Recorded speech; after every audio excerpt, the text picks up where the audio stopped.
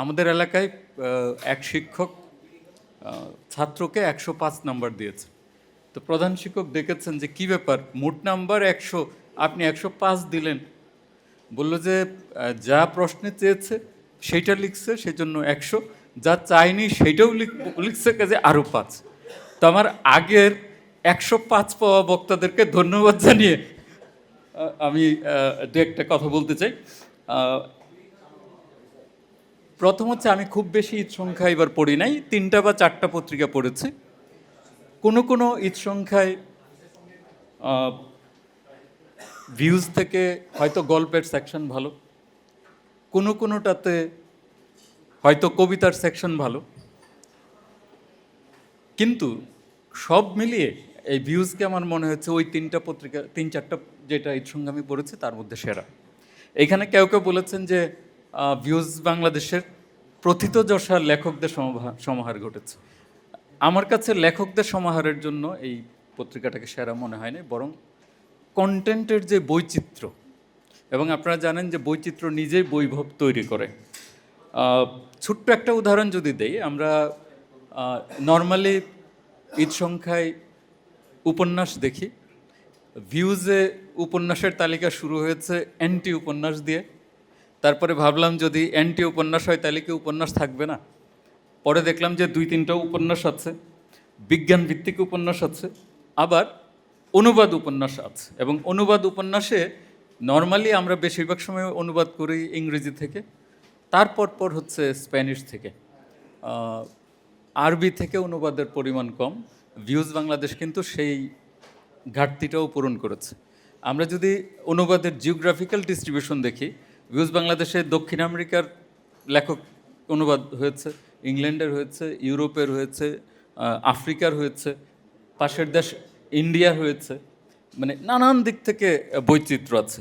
আমরা যদি গল্পের কথা চিন্তা করি তাহলে নর্মাল ছোট গল্প আসছে, ফ্ল্যাশ ফিকশন বা যেটাকে আমরা ঝলক গল্প বলি সেইটা আসছে, অনুগল্প আসছে, ভ্রমণ গল্প আসছে, অনুবাদ গল্প তো আছে, এবং বিজ্ঞান ভিত্তিক যে কল্পগল্প সেটাও আছে। বৈচিত্র্য সব জায়গায়, এবং স্মৃতি কথা নিয়ে যে বৈচিত্র্য ভিউজ বাংলাদেশ দেখাইছে অন্য কোনো পত্রিকা তার ধারে কাছে নেই। কারণ এখানে স্মৃতিকথার মধ্যেও দেখা যাচ্ছে যে ইতিহাসের ঘটনা নিয়ে স্মৃতিকথা আছে, ভাষা আন্দোলনের স্মৃতি, আগের দিনে ঈদ কিভাবে অনুষ্ঠিত হইতো সেইটার 2টা স্মৃতিকথা আছে। আবার বিনোদন স্মৃতির মধ্যে আমি ভাবলাম যে সিনেমার স্মৃতি কিনা, পরে পড়ে দেখি যে টেলিভিশনে ঈদের অনুষ্ঠান কিভাবে হইতো সেই রকমের স্মৃতির কথা আছে। বিশুদ্ধ আত্মজীবনী, সেটা আবার রোমান পোলানস্কির মতো লোকের আত্মজীবনী। এই জায়গাটাতেও সাংঘাতিক রকমের বৈচিত্র্য প্রমাণ দিয়েছে। আমার সবচেয়ে ভালো লাগছে যেটা আমরা অনেকে হয়তো আমরা স্বীকার করব না, কিন্তু আমার নিজের ধারণা যে পশ্চিমবঙ্গে পূজাতে যে সংখ্যাগুলো বের হয় সেইটার গুণ এবং মান আমাদের তুলনায় অনেক বেটার। আমার নিজের কাছে, হয়তো আপনাদের দ্বিমত থাকতে পারে। এই ভিউজ বাংলাদেশের 2টা প্রবন্ধ পড়তে গিয়ে আমি বুঝতে পারি নাই যে আমি কি আমাদের ঈদ সংখ্যার প্রবন্ধ পড়তেছি, না আমি দেশ তারা যেই পূজা সংখ্যা করে সেইটার প্রবন্ধ পড়তেছি। এই যে প্রথম 3টা বই নিয়ে যেই একটা, এটা অবশ্য অনুবাদ প্রবন্ধ এইটা, এবং বিশেষ করে আমাদের ঊনবিংশ শতাব্দীতে বা তার ঊনবিংশ শতাব্দীর শুরুর দিকে বিভিন্ন বিজ্ঞাপন, এর মধ্যে আমাদের সমাজ সংস্কৃতি, বিশেষ করে খানিকটা বড়দের বিষয় কিভাবে বিজ্ঞাপিত হইতো, এই ধরনের যেই প্রবন্ধগুলো, এগুলো সিম্পলি অসাধারণ। তবে আমার একটা মানে খেদুক্তি আছে, সেটা ভিউজ বাংলাদেশকে নিয়ে না, এটা সমস্ত ঈদ সংখ্যাকে নিয়েই।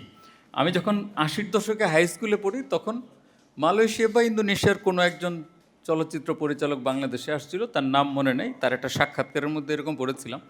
উনি বলছে যে তোমাদের ফিল্ম দেখলে মনে হয় বাংলাদেশে কোনো আনন্দ উৎসব নেই, খালি কান্নাকাটি, খালি দুঃখ, খালি কষ্ট। আমাদের ঈদ সংখ্যা দেখলে মনে হয় যে সব পণ্ডিতদের জন্য করা, ভারী ভারী জিনিস, রম্য রচনা, একটু আনন্দমূলক জিনিস নাই বললে চলে। অথচ টেলিভিশনে কিন্তু ঈদটাকে ওই আনন্দ হিসেবেই আনে। আর কাগজের সম্পাদকরা তাদের চেষ্টা থাকে যে কিভাবে পাঠককে মাথা ধরিয়ে দেওয়া যায় ঈদ সংখ্যার মধ্যে। এই জায়গাটাতে বোধহয় সকল সম্পাদকদের একটু মনোযোগ দেওয়া দরকার। একটু একটু রম্য যদি থাকে তাইলে সেটা ভালো হবে। আমি আর আপনাদের ধৈর্যচ্যুতি ঘটাতে চাই না। সবাইকে ধন্যবাদ।